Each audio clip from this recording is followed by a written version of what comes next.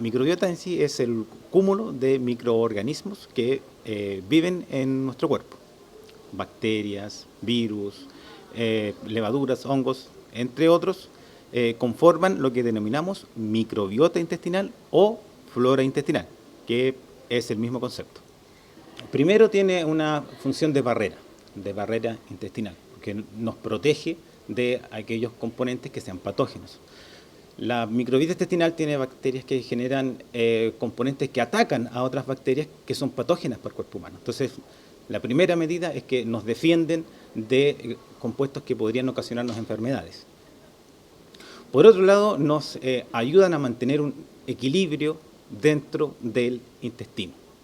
Tenemos una fisiología adecuada, equilibrada, por lo tanto nos protege contra, por ejemplo, el desarrollo de diarreas, ¿cierto? Y otro tipo de enfermedades como el intestino irritable, síndrome de intestino irritable, inflamación, ¿cierto? Distensión abdominal,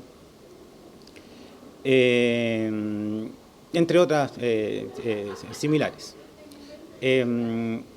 También se relaciona con el equilibrio de la presión arterial, a través de la fermentación de estos componentes y también de la mantención de una glicemia estable, que es muy beneficioso, por ejemplo, para personas con diabetes.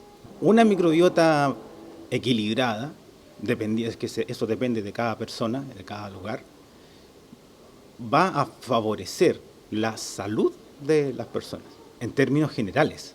O sea, una microbiota equilibrada se ha relacionado con efectos positivos en diabetes mellitus, en hipertensión, en disminución de factores relacionados a depresión, mejora también la comunicación con otras personas, o sea, tiene una inmensidad de relaciones con la fisiología y también la psicología del ser humano.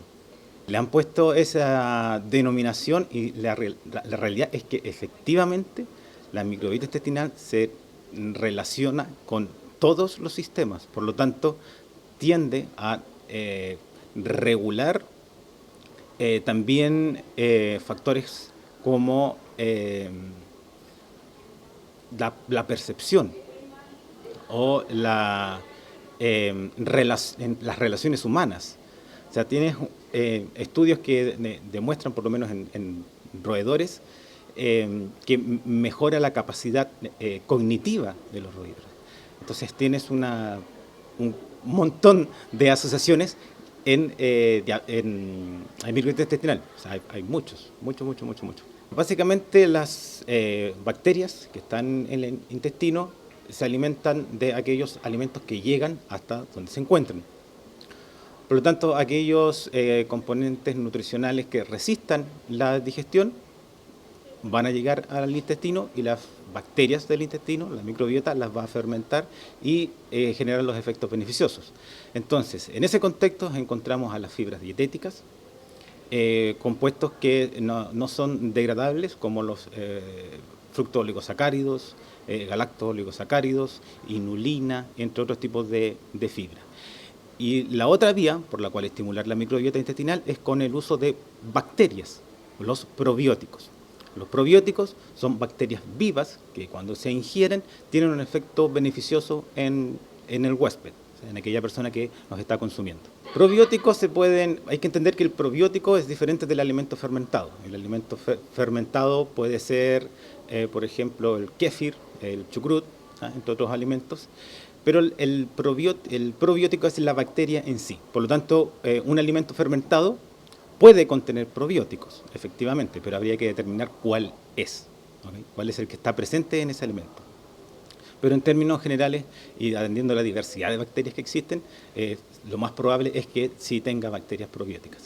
Todos aquellos alimentos fermentados y todos aquellos alimentos que también aporten fibra dietética, frutas, verduras, cereales enteros, legumbres, que somos muy deficientes en ese tipo de alimentos, entonces hay que consumir más fibra y en esos elementos.